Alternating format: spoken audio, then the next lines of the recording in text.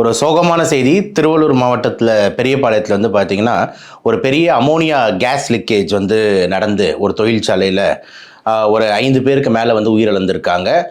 News ஃபுல்லாக அதுதான் ரொம்ப பரபரப்பாக போயிட்டுருக்கு. அதே மாதிரி ஒரு 40லேருந்து 50 பேர் வந்து வென்டிலேட்டர், ஐசியூவில் வந்து கவலைக்கிடமாக இருக்குதுன்னு சொல்லிட்டு தமிழக அரசு வந்து தெரிவிச்சிருக்காங்க.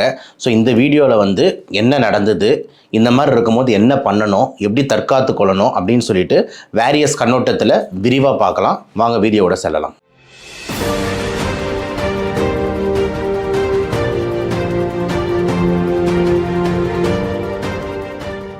இந்த திருவள்ளூரில் இருக்கிற பெரியபாளையத்தில் வந்து பார்த்திங்கன்னா ஒரு சீ ஃபுட் ஃபேக்ட்ரிங்க.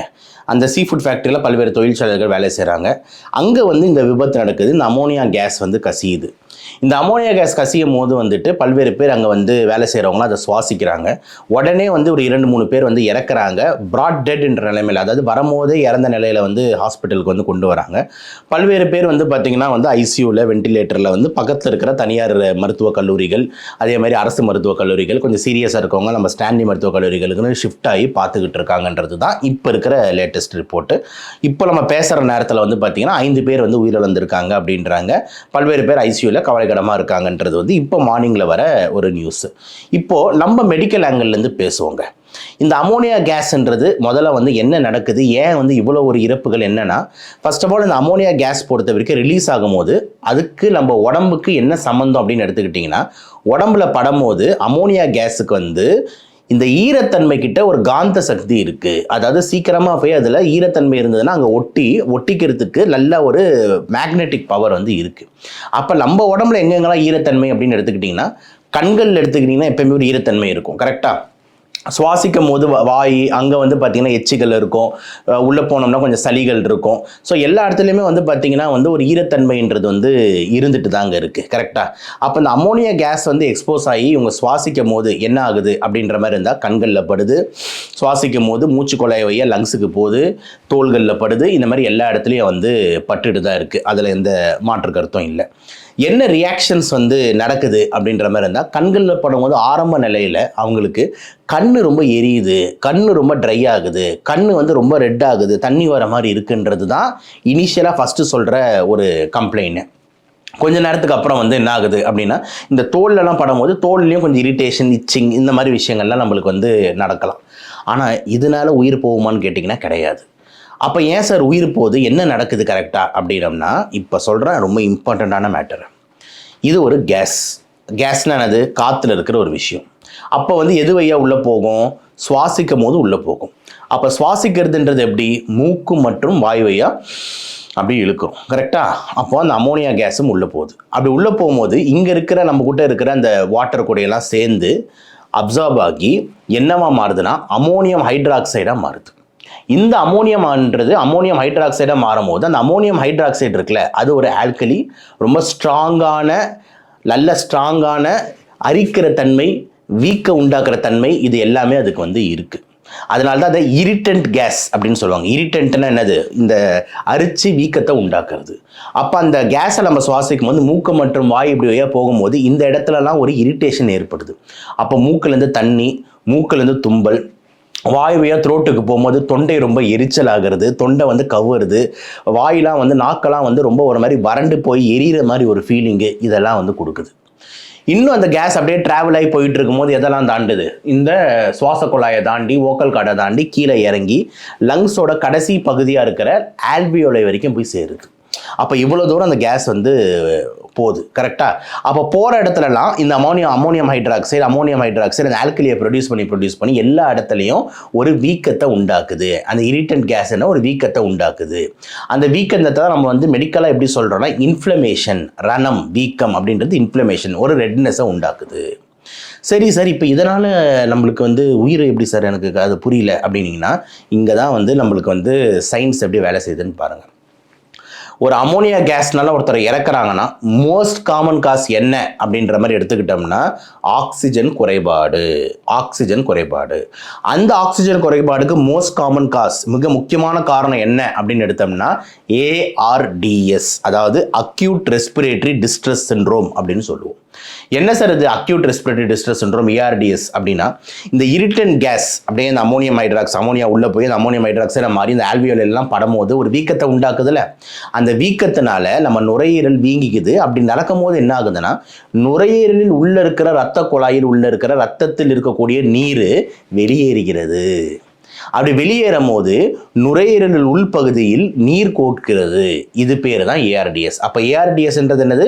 நுரையீரலில் உள்பகுதியில் நீர் கோர்த்துதல் அப்படின்னு நம்ம சொல்லலாம். எதனால? இந்த கேஸ் பேப்பட்டு இந்த வீக்கத்தினால இந்த மாதிரி நீர் கோக்குது. இதுக்கு இன்னொரு பேர் இருக்கு. என்ன அப்படின்னு பார்த்தீங்கன்னா பல்மனரி எடிமா. பல்மனரி எடிமானா நுரையீரலில் உள்பகுதியில் நீர் கோர்த்துதல். நம்ம தனியாக கூட ஒரு வீடியோ போட்டிருந்தோம் இந்த இதை பற்றி. இதுதாங்க நடந்திருக்கு. அப்படி நீர் கோர்க்கும் போது என்ன சார் நடக்கும் அப்படின்னா யோசிச்சு பாருங்க. அப்போ நுரையீரலோட மெயின் ஃபங்க்ஷன் என்ன? ஆக்சிஜன் உள்ள இழுக்கிறது, கார்பன் டை ஆக்சைடை வெளியே விட்டுறது, நல்ல காற்றை உள்ள இழுக்கிறது, கெட்ட காற்றை வெளியே விட்டுறது. அப்போ நுரையீரல் உள்ள ஃபுல்லாக நீர் சேரும் போது இந்த காற்று பரிமாற்றம் ஏற்படுவது இல்லை. அப்போ காற்று பரிமாற்றம் ஏற்படுவதில்லைன்னும் போது ஆக்சிஜன் குறைபாடு வருகிறது. அப்போ ஆக்சிஜன் குறைபாடு வரும்போது ஆள் அப்படியே டக்குன்னு மயங்கறான்.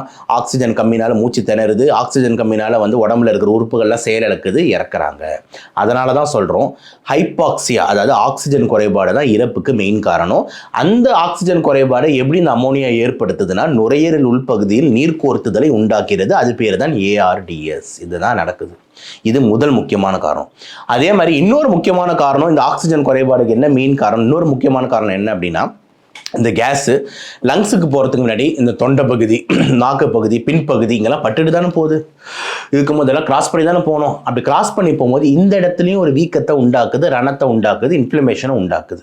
அப்போ இந்த இடம்லாம் வீங்கிக்குது. அது பேர் தான் பார்த்தீங்கன்னா வோக்கல் கார்டு எடிமான்னு சொல்கிறாங்க. வோக்கல் கார்டுன்னு அந்த காற்று சவுண்டு வர இடம், அந்த இடம்லாம் வீங்கிக்குது. தொண்டையோட பின்பகுதி வீங்கிக்குது, நாக்கு சைஸ் வீங்கிக்குது. அதே மாதிரி எல்லாமே வீங்கும் போது நம்மளுக்கு காற்று இந்த மேல் பகுதியிலேருந்து லங்ஸுக்குள்ளேயே போகிறதில்லை. அப்போ என்ன ஆகும்னா பேஷண்ட் அப்படியே இந்த வாய் இதெல்லாம் வீங்கி அப்படின்ற மாதிரி இருப்பாங்க. ஓகேங்களா? ஒரு அனஃபிலாக்டிக் ரியாக்ஷன் சொல்லுவாங்க. அந்த மாதிரி அனஃபிலாக்சிஸ் ரியாக்ஷன் மாதிரி.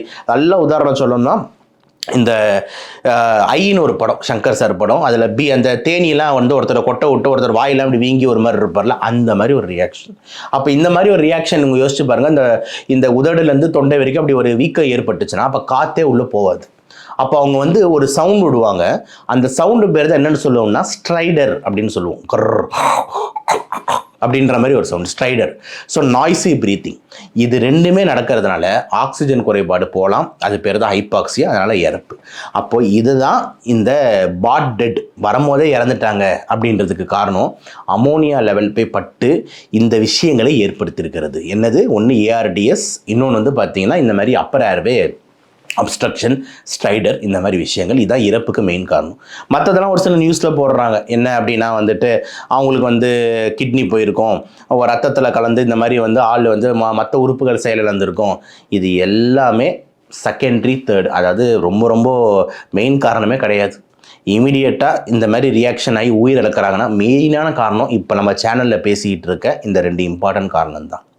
சரி சார், இப்போ காரணங்கள் இதெல்லாம் நீங்கள் ஓரளவுக்கு சொல்லிட்டீங்க. இப்போ இதை என்ன பண்ணியிருக்கலாம், இதை தடுத்திருக்க முடியுமா, என்ன எங்கெங்கெல்லாம் தவறுதல் நடந்திருக்கு, இதை பற்றியும் கண்டிப்பாக நம்ம பேசணும்ல? எஸ், கண்டிப்பாக பேசணும். என்ன தவறுதல் அப்படின்னு நான் பார்க்குறேன் அப்படின்னா, எதுக்குங்க இந்த மாதிரி இந்த பயோசேஃப்டி ஆஃபீஸர், ஹெல்த் ஆஃபீஸர், இந்த மாதிரி ஒரு விஷயங்கள்லாம் எல்லா ஃபேக்ட்ரிலையும் இருக்கணுமான்னு கேட்டிங்கன்னா இருக்கணும். ஹெல்த் இன்ஸ்பெக்டர், உள்ளுக்குள்ளேயே இருக்கிற ரெசிடென்ட் டாக்டர், இது எல்லாருமே பார்த்தீங்கன்னா இந்த மாதிரி ஒரு தொழிற்சாலை அப்படின்னும் போது இருக்கும். இந்த பயோசேஃப்டி ஆஃபீஸர் அப்படின்னு எடுத்துக்கிட்டிங்கன்னா அவங்க ரோல் என்னென்னா, இந்த மாதிரி இந்த தொழிற்சாலையில் இந்த மாதிரி ஒரு அபாயமான ஒரு கெமிக்கல் யூஸ் பண்ணுறாங்கன்னா அந்த கெமிக்கலோட நச்சுத்தன்மை காற்றில் எவ்வளோ இருக்கிறது, இப்போ அமோனியான்றது கேஸ், அப்போ காற்றில் எவ்வளோ இருக்கிறது மானிட்டர் பண்ணணுமா வேணாமா? பண்ணி தானே ஆகணும். இதெல்லாம் ஒரு பெரிய கேள்விக்குறி. ஏன் மானிட்டர் பண்ணல? கேஸ் லீக் ஆகும்போது அவங்களுக்கு அலாரம் ஏன் இத்தனை பேரை டக்குன்னு வெளியே எடுத்துகிட்டு போக முடியல? இது ஒன்று. ரெண்டாவது, இந்த மாதிரி ஒரு அமோனியா கேஸ் லீக்கேஜ் உள்ள ஒரு இடம்னா அப்போ அது ஒரு க்ளோஸ்டு பிளேஸாக இருக்குது, ஓப்பன் பிளேஸாக இருக்குதுன்னு ரெண்டு விஷயம் இருக்குது. க்ளோஸ்டு பிளேஸ்லாம் என்னென்னா வந்துட்டு நம்மளுக்கு ஜன்னல்கள் நிறைய இல்லை, வென்டிலேஷன் நிறைய இல்லை அப்படின்னும் போது அந்த கேஸ், அதாவது அந்த பாய்சன், அந்த விஷ காற்று வந்து வெளியே போகிறதுக்கான வழி இல்லை. அப்போ உள்ளுக்குள்ளேயே அந்த இருக்கும் போது அப்போ உள்ளெல்லாம் யார் யார் சிக்கியிருக்காங்களோ உடனே வந்து பிரச்சனை அதிகமாகுது. எப்போ இவங்க ஜென்ரலாக வந்துட்டு இறக்குறாங்கன்னு யோசிச்சு பார்த்தீங்கன்னா, இந்த அமோனியா கேஸ் எனக்கு லைட்டாக பட்டுச்சு சார் நான் இறந்துடும்னா கிடையாது. அமோனியா கேஸ் வந்து பாய்சனுக்கும் ஒரு பர்மிட்டபிள் லிமிட் இருக்குது. அந்த பர்மிட்டபிள் லிமிட் எவ்வளோ அப்படின்னு எடுத்துக்கிட்டிங்கன்னா, நார்மல் ஆளுங்களுக்கு வந்து நார்மலாக எல்லாருக்கும் வந்து பார்த்தீங்கன்னா 25 ppmனா பார்ட்ஸ் பர் மில்லியன்னு சொல்லுவாங்க. 25 பார்ட்ஸ் பர் மில்லியனுக்குள்ளே இருந்ததுன்னா நம்மளுக்கு எதுவுமே வந்து ஜென்ரலாக அந்தளவுக்கு ஆகாது, அந்த ரேஞ்சுக்குள்ளே மெயின்டைன் ஆகணும். ஆனால் அதோட 10 மடங்கு அதிகமாக எக்ஸ்போஸ் ஆச்சுன்னா அப்போ தான் வந்து இந்த ARDS மாதிரி விஷயங்கள் ஏற்படுகிறது. 10 மடங்கு அதிகம்னா என்னது? 25 × 10 250 ppm தாண்டும் போது இந்த மாதிரி ARDS, நம்ம பேசினாலும் ஆக்சிஜன் குறைபாடு, இந்த பிரச்சனைகள் ஏற்படுகிறது. பிராட் டெட் உடனே அடுத்த செகண்ட் இறந்துட்டாங்க அப்படின்னும் போது 100 மடங்கு அதிகமாகும் போது அப்போ 25 × 100 எவ்வளோ? 2500 ppm தாண்டும் போது உடனே உயிரிழக்கிறார்கள். இமீடியட் லீத்தல், இமீடியட் டெத்தாக நடக்குது. அப்போ இதுதான் வந்துட்டு அதோட ஃபேட்டல் டோஸாக வந்து இருக்குது. அப்போது அந்த ஹாஸ்பிட்டலில் அந்த தொழிற்சாலையில் வந்து அந்த இறால் தொழிற்சாலையில் வந்து லீக் ஆகும் போது நம்மளுக்கு ஒரு ப்ராப்பர் வென்டிலேஷன்ஸ் இருந்ததுன்னா மேபி இந்த கேஸோட கான்சன்ட்ரேஷனை குறைச்சிருக்கலாம். அப்போ அந்த மாதிரி ஒரு ஜம்போ எக்ஸாஸ்ட் ஃபேன்ஸு, இதெல்லாம் எப்படி இருந்ததா என்ன, இதெல்லாம் வந்து ஒரு பெரிய ரெண்டாவது ஒரு கேள்விக்குறியாக வந்து இருக்குது. 2 3வது ரொம்ப இம்பார்ட்டண்ட், அங்கே வந்து ஹெல்த் இன்ஸ்பெக்டர்ஸ்ன்னு சொல்லிட்டு இருப்பாங்க. அவங்களோட மெயின் வேலை என்னென்னா, நம்ம இருக்கிற ஒருத்தவங்களும் சேஃபாக வேலை செய்கிறாங்களா, safety maintenance officer, fire safety maintenance officer, இந்த மாதிரிலாம் இருக்கணுங்க. அதுதான் வந்து ரூல்ஸ். ஒரு இண்டஸ்ட்ரினா இது எல்லாமே இருக்கணும். அப்போ இவங்க வேலை என்னென்னா, வேலை செய்கிறவங்க வந்து கையில் வந்து பார்த்திங்கன்னா கவசத்தை போட்டிருக்காங்களா, ஏன்னா சில இதெல்லாம் வந்து இந்த ஆசிட் ஃபேக்ட்ரிலாம் கையில் வேலை செய்யணும், கையில் எதுவும் ஆகக்கூடாது, கையில் வந்து க்ளவுஸ் எல்லாருக்கும் இருக்கா, ஒரு சில வெல்டிங் ஃபேக்ட்ரியில் எல்லாருக்கும் கண்ணாடி கொடுத்துருக்காங்களா, அதே மாதிரி ஒரு சில பெரிய கன்ஸ்ட்ரக்ஷனாக எல்லோரும் ஹெல்மெட் போட்டிருக்காங்களா, இதெல்லாம் பார்க்க வேண்டியது அவங்களோட வேலை. அப்போ அதே மாதிரி இந்த அமோனியா கேஸ் ஃபேக்ட்ரி என்னென்னு பார்த்துருக்கணும், எல்லாருக்கும் ரெஸ்பிரேட்டர்ஸ் இருக்கா, எல்லாருக்கும் N95 இருக்கா, டக்குன்னு இதை மாட்டிட்டு தான் வேலை செய்கிறாங்களா, இது ஒரு பெரிய கேள்விக்குறி. இப்படிலாம் மாட்டின்னு வேலை செஞ்சுருந்தா அந்த வடமாநில தொழிலாளிகள் 2 பெண்கள் ஏன் இறந்துருக்க போகிறாங்க? ஸோ அப்போ இதுக்கு வந்து அப்போ அந்த மாஸ்க் மாட்டின்னு தான் கண்டிப்பாக N95 FFP3 ரெஸ்பிரேட்டர்ஸ் போட்டிருந்தோம்னா நம்மளுக்கு கண்டிப்பாக இந்த கேஸ் உள்ளே இன்ஹேல் பண்ணியிருக்க மாட்டாங்க. பண்ணல அப்படின்னும் போது எப்படி உயிரிழப்பு, இந்த நான் சொன்ன அந்த ஆக்சிஜன் குறைபாடு இதெல்லாம் எப்படி ஏற்படும்? அப்போ இது ஒரு பெரிய திருப்பிய கேள்விக்குறியாக வந்து இருக்குது. ஸோ அடுக்கடுக்கான வந்து யோசனை வந்து நம்மளுக்கு வந்து இந்த கேள்விகள்லாம் வந்து எழுந்துக்கிட்டே வந்து இருக்குது. ஓகே, இன்னொரு விஷயம், இந்த மாதிரி ஒரு தொழிற்சாலை இருக்குது அப்படின்னா அந்த தொழிற்சாலைக்குள்ளே ஜென்ரலாக வந்து பார்த்தீங்கன்னா டாக்டர்ஸும் வந்து 1-2 ரெசிடென்ஷியல் டாக்டர்ஸ் இருப்பாங்க. எல்லாம் அட்லீஸ்ட் ஒரு MBBS லெவலில் வந்து கொஞ்சம் உள்ள வச்சுருப்பாங்க. அது வந்து இருக்கான்னு கேட்டிங்கன்னா அதுவும் ஒரு பெரிய கேள்விக்குறி. சரி, டாக்டர் கஷ்டம் சார், சரி அப்போ அட்லீஸ்ட் வந்துட்டு ஒரு ட்ரெயின்டு நர்ஸ், ஒரு ட்ரெயின்டு பேராமெடிக்கல் ஸ்டாஃப்னு சொல்லுவாங்க, ஒரு மாதிரி இமீடியட் ஃபஸ்ட் எய்ட்லாம் கொடுக்குற மாதிரி. அப்போ இந்த தொழிற்சாலைக்குள்ளே இந்த மாதிரி டக்குன்னு ஒரு விபத்து வரும்போது டக்குன்னு அங்கே முதல் உதவி கொடுக்கறதுக்கான விஷயங்கள் இருக்கிறதா? கேள்விக்குறி. முதல் உதவினா என்ன? CPR, ABCன்னு சொல்கிறோம்ல, ஏர்வே பிரீத்திங் சர்க்குலேஷன், இமீடியட்டாக அவங்களுக்கு செயற்கை காற்று கொடுக்கறது, இமீடியட்டாக அவங்க நெஞ்சை அமுத்தி விடுறது, அவங்கள வந்து மூச்சு விடுறாங்களான்னு செக் பண்ணுறது, அதுக்கு இமீடியட்டாக ஒரு ஆக்சிஜன் கொடுக்கறது. அப்போது இந்த மாதிரி விஷயங்கள் எமர்ஜென்சி கிட்டு வந்து இந்த மாதிரி ஒரு எமர்ஜென்சி கிட்டு வந்து ஒரு விபத்து நடந்தால் ரெடியாக ஒரு கிராஷ் காட் இந்த மாதிரி தொழிற்சாலையில் இருக்கா? கேள்விக்குறி. இது எல்லாமே வந்து கேள்விக்குறி. அப்போ இந்த விஷயங்கள்லாம் வந்து சரி செஞ்சுருக்கணுமானா கண்டிப்பாக சரி செஞ்சுருக்கணும். இது ஒரு பெரிய விஷயம், இது ஒரு பெரிய வந்து இது. இப்போ இதுக்கெல்லாம் வந்து அந்த தொழிற்சாலையை வந்து நம்ம தப்பு சொல்லணுமானா 100% கண்டிப்பாக இது எல்லாமே வந்து பார்க்க வேண்டிய விஷயந்தான். எப்படி எங்கள் கேர்லெஸ்னஸில் இந்த மாதிரி ஒரு ஆக்சிடென்ட் நடக்கும் போது இதெல்லாம் பேச்சு தான் ஆகணும். அதனால் வந்து நம்ம இதெல்லாமே வந்து யோசிக்க வேண்டிய விஷயமா வந்து இருக்குது. ஆனால் எனக்கு ஒரு லெவல் மேலேயே போகிறேன். இப்போ இதுக்கெல்லாம் பர்மிஷன்ஸ் கொடுக்கறது யார், இவங்களெல்லாம் கண்காணிக்கிறது யார் அப்படின்னு பார்த்தீங்கன்னா திருப்பியும் அரசு தான். ஓகே, ஸோ ஒரு இடத்துலையும் வந்துட்டு இந்த ஒரு லைசன்ஸ்னு ஒரு பர்மிட் கொடுக்குறோம், அந்த ஃபேக்ட்ரி நடத்துறதுக்கு லைசன்ஸ் இருக்குது அப்படின்னு கொடுக்குறாங்கன்னா அந்த லைசன்ஸ் கீழே இதை நான் சொல்கிற எல்லா விஷயமும் வரும். அப்போ அந்த லைசன்ஸ் கீழே வந்து இவங்க பயோசேஃப்டி கரெக்டாக பார்ப்பாங்களா, இவங்களுக்கு வந்து ஆஃபீஸர்ஸ் இருக்காங்களா, ஹெல்த் ஆஃபீஸர்ஸ் இருக்காங்களா, சேஃப்டி இன்ஜினியர் இருக்காங்களா, ஃபயர் மேனேஜ்மெண்ட் இருக்கா, வாட்டர் இது இருக்கா, எல்லாமே வந்து லைசன்ஸ் கொடுக்குறது யார்? கவர்மெண்ட்டு தான். அப்போது இதெல்லாம் உங்களுக்கு எனி டைம் உள்ளே போய் ரைட் பண்ணி இதெல்லாம் கரெக்டாக இருக்கான்னு பார்க்க வேண்டியது கவர்மெண்ட்டோட வேலை. ஸோ இப்போ வந்து அரசாங்கத்தை நோக்கிய வந்து நம்ம வந்து இதுக்கு மேலாவது கொஞ்சம் இதெல்லாம் ஸ்ட்ரிக்டாக பாருங்கள். ஏன்னா வந்து இதெல்லாம் வந்து பார்த்திங்கன்னா தொழிலாளர்கள் என்னும்போது கஷ்டப்பட்டு உயிரை பணைய வச்சு வேலை செய்கிறாங்கன்னும் போது எல்லாருமே ரொம்ப பொறுப்பாக இருக்கணும். அந்த கம்பெனிஸோட நடத்துகிற ஒரு ஃபேக்ட்ரிஸோட ஓனர்ஸும் ரொம்ப கேர்ஃபுல்லாக இருக்கணும். இந்த மாதிரி இதுக்கு இந்த சேஃப்டிக்கெலாம் வந்து காசு கொடுத்து அதுக்கு வேறு தனி சம்பளம் கொடுக்கணும் இப்படிலாம் யோசிச்சிங்கன்னா இந்த மாதிரி ஒரு விஷயங்கள் நடக்கலாம். இதெல்லாம் வந்து பர்மிஷன் கொடுக்குற கவர்மெண்ட்டும் கேர்ஃபுல்லாக இருக்கணும். நிஜமான இந்த ஃபேக்ட்ரி கரெக்டாக இயங்குறாங்கன்னு பீரியாடிக்கலாக இன்ஸ்பெக்ஷன் பண்ணணும், செக் பண்ணணும். இது எல்லாமே வந்து பார்த்திங்கன்னா இந்த அமோனியா கேஸ் பற்றி இருக்கிற ரொம்ப ரொம்ப முக்கியமான விஷயங்கள். ஸோ நம்ம டேக் ஹோம் மெசேஜ் என்ன சொல்கிறோம் அப்படின்னு பார்த்தீங்கன்னா, இந்த மாதிரி அமோனியா கேஸு இதெல்லாம் வந்து பார்த்திங்கன்னா ரொம்ப ஹைலி இரிட்டன்ட்டு, கண், லங்ஸு இந்த மாதிரிலாம் போகும். இறக்கிறதுக்கு மெயின் காரணம் ஆக்சிஜன் குறைபாடு, லங்ஸில் உள்பகுதியில் நீர் கோர்த்துதல் தான் மெயின் காரணம். அதில் மாற்று கருத்து இல்லை. அதே மாதிரி இந்த மாதிரி ஒரு ஃபேக்ட்ரியில் வேலை செய்கிறாங்கன்னா கண்டிப்பாக N95 மாஸ்க், FFP3 இதெல்லாம் கண்டிப்பாக போடணும். அதே மாதிரி வந்துட்டு எல்லா இடத்துலையும் இந்த பர்மிசபிள் லிமிட்ஸை செக் பண்ணணும். எல்லாருக்கும் வந்து பார்த்திங்கன்னா இந்த சேஃப்டி கிட்ஸ்லாம் கொடுக்கணும். வென்டிலேஷன் ரொம்ப நல்லா இருக்கணும். எமர்ஜென்சி கிராஷ் காட்டு, முதல் உதவி கொடுக்கறது, BLS இது எல்லா மாதிரி விஷயங்களும் உள்ளே கரெக்டாக வந்து இருக்கணும். இந்த மாதிரி வந்து ஏதாவது ஒரு ப்ராப்ளம்னா டக்குன்னு ஒரு ஆம்புலன்ஸ் சர்வீஸ் நம்ம கால் பண்ணி வரதுக்கு ஒரு 15-20 நிமிஷம் ஆகும். அப்போ அதுக்குள்ளே இந்த மாதிரி எமர்ஜென்சிக்கு பண்ணுறதுக்கு எல்லாமே ரெடியாக இருக்கணும்.